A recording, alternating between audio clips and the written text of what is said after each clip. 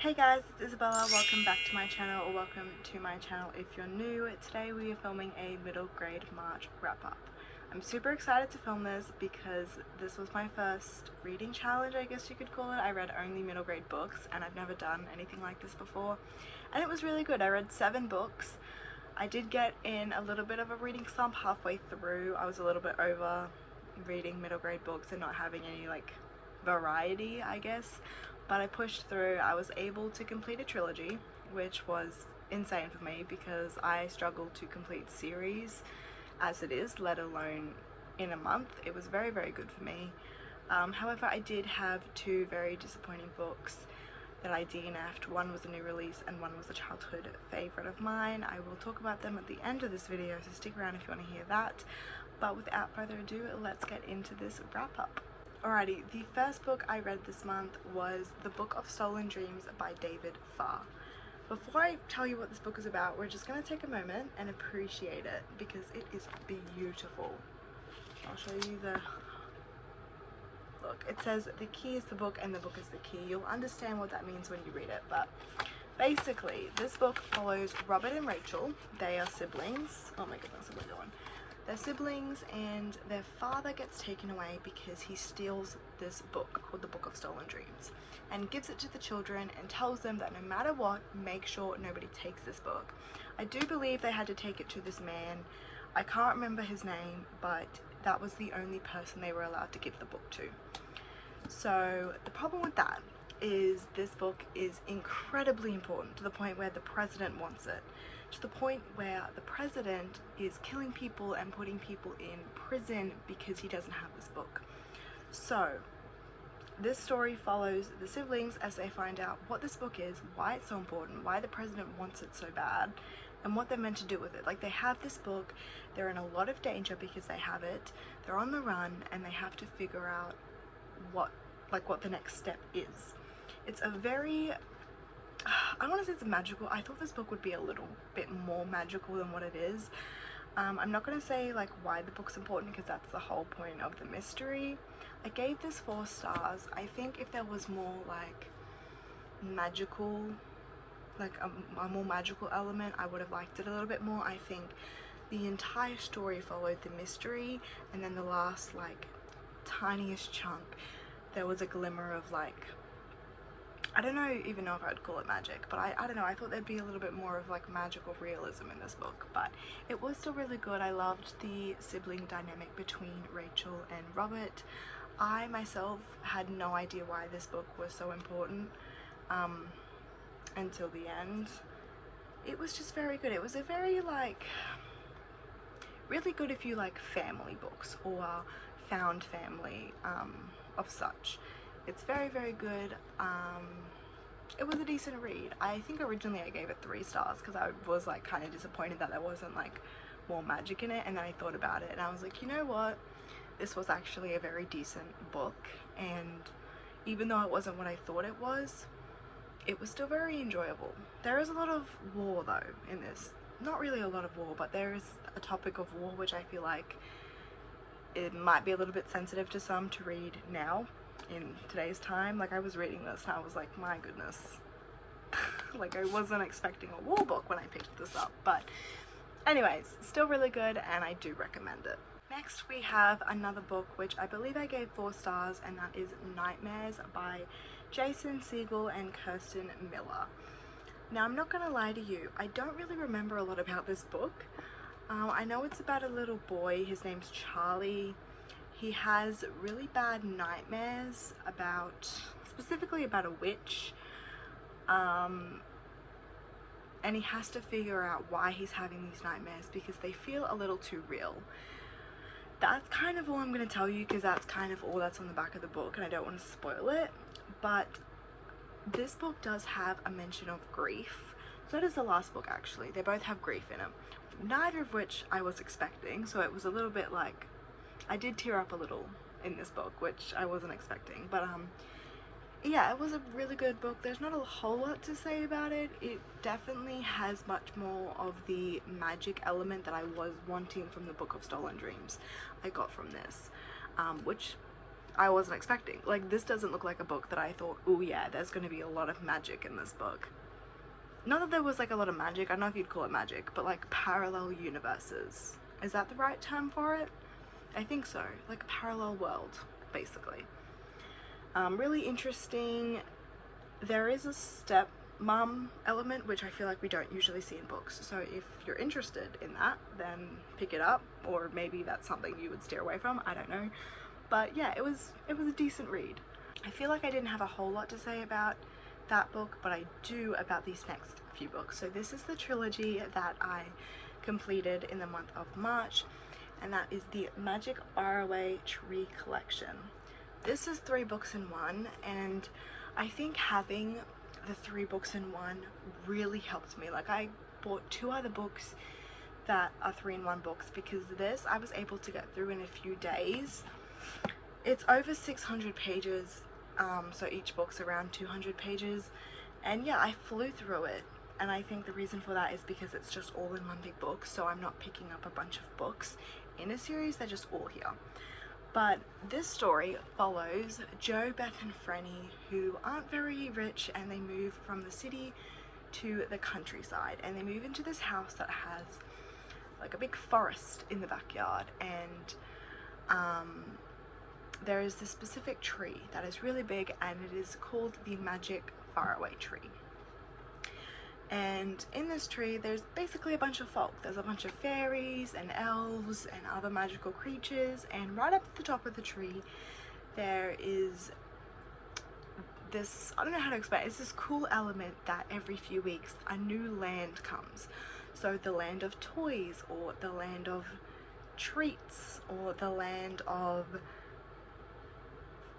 I don't know, books. Like a bunch of different lands come and they can visit. So this story follows that. That's the first book. The second and the third kind of continue that journey. Obviously there's a few different things that pop up in order to continue the series, but I believe I gave the first book 5 stars, loved it. Second book I think I gave it 3.5. I think it was a little repetitive, and the third book I think I gave 4 stars, I believe. They're my ratings. I think it was a phenomenal journey. I'll definitely reread it. I wish, this is the type of book that you read and you wish you were there. Like, it was so atmospheric. You felt like you were there. You wanted to be there. The cool creatures and folk you met along the way were just so interesting, and I didn't read this as a kid, so oh my gosh, I loved it. I loved it so much, to the point where I went thrifting and I got this. It's a little fairy teddy fairy. So this is Silky the teddy fairy. Silky is the fairy from the Magic Faraway Tree collection, and I just think it's perfect. I saw it and I'm like, absolutely, I need to get that. So I love it. If I could say, or if I could pick one book that I would shove down everyone's throats, it would be this one. It was just amazing. It was phenomenal. The magic was unreal. It was just what I wanted to read for middle grade March. If you want a magic book, I literally cannot recommend this series enough. It's great. It is really, really amazing. Oh my goodness, I loved it. The next book I actually originally read as an ebook, and then I went thrifting and I saw it, and now it's the BFG. This was 5 stars. I love the BFG. It is probably one of my favorite stories. It's just like, I remember the movie and I loved the movie so much. I don't think I read the book. I don't remember reading the book, so it was really fun to give it a go. And it was just great. It was really amazing. I loved it. There's not a lot to say if you don't know what the BFG is about. It follows the big friendly giant, who is exactly what he's a big friendly giant, and he steals this little girl from her home, or not a home actually, she's an orphan, so she's at an orphanage, I believe. Her name's Sophie, and basically he takes her and we're following their journey. It's all about friendship and also like discovery, I suppose, because she's like, why did you steal me from my bed in the middle of the night? Like, that doesn't, if you're a friendly giant, why did you do that? So yeah, it's just really amazing. Another book that I felt like was very atmospheric, and the movie is also amazing. So if you're not really if you don't really want to read it, I would still recommend watching the movie because it is amazing. They're both great. The last book that I completed in the month of March is Goosebumps, Be Careful What You Wish For. Now, I did read the physical copy, but I have no idea where I put it, so I don't know where it is, but it's a pretty short book. I gave it 3 stars. It was decent. It was okay. I read it because I felt like I was getting in a bit of a reading slump, and so it was like a very short book, so I was like, yeah, I'll give it a go. It was okay. I love Goosebumps, like the movies, and I have a lot of the Goosebumps books here, so it was enjoyable. It was about a girl who basically wishes for things and her wishes come true, except they're obviously not really things that she actually does want to come true, because if you wish for something, chances are there will be consequences for that. So it's a very interesting premise, and I think it would be really, really good for younger readers to read it. The whole message of it was really good. It didn't blow me away, but it was a short book and it did its job, so I was pretty happy with it. But now we're going to talk about the 2 books that majorly disappointed me and I ended up DNFing. First book we have, and this really, like, I didn't want to DNF it because it's by one of my favorite authors, but Gallant by V.E. Schwab. How far in did I make it? Let me have a look. I made it 175 pages into this book, so about maybe like just over halfway. I don't know what was going on. Like, it follows an orphan. What, I don't even know her name. What's her name? Olivia. Her name is Olivia. She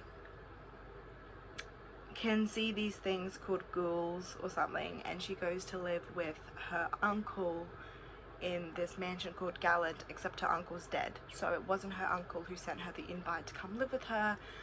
There's a bunch of like weird spooky stuff going on, except literally nothing made sense to me, and I was just really confused like the whole time. And I will say, it is a very beautiful book. Like, we do have some journal entries from her mother, so that was really interesting, but I just was like, what was going on? Like, nothing made sense to me. I don't know if I was just too stupid to read this book, but like, I feel like V.E. Schwab was trying to act smart. Like, the way she did in, not smart, that's the wrong word, but the way she wrote in Addie LaRue was beautiful, and it was perfect for the story, and I feel like she tried to do that with this, but because this is like a middle grade book / YA book, it just didn't really have the same effect, and rather than being beautiful and lyrical, it was just confusing. I know that's probably a very controversial opinion, but that is just my opinion, and it does really hurt me to say that because I love V.E. Schwab. Addie LaRue is one of my favorite of all time, so really disappointed about that one. Maybe I'll give it a go. No, I'm not going to give it a go. It had its chance. I don't really want to pick it up again. Sorry. Lastly, we have a childhood favorite of mine, the first book in the Chronicles of Narnia. This is The Magician's Nephew. I know you can read this series a few different ways. I don't really care what way to read it because this was incredibly boring.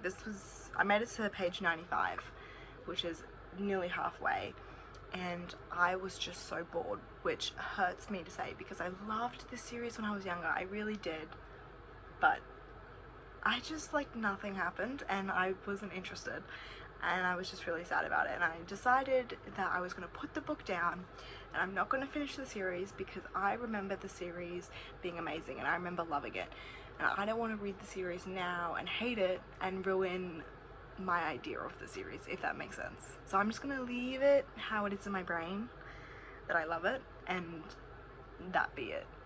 If that makes sense. Alrighty, that is the end of today's video. I hope you guys enjoyed. I will definitely be doing these monthly wrap-ups because I love talking about the books I've read. I'm excited for April's wrap-up actually because I have some super exciting books on my TBR that I plan on reading. But until then, I hope you guys enjoyed this video and I will see you in my next video, hopefully next week. Bye guys!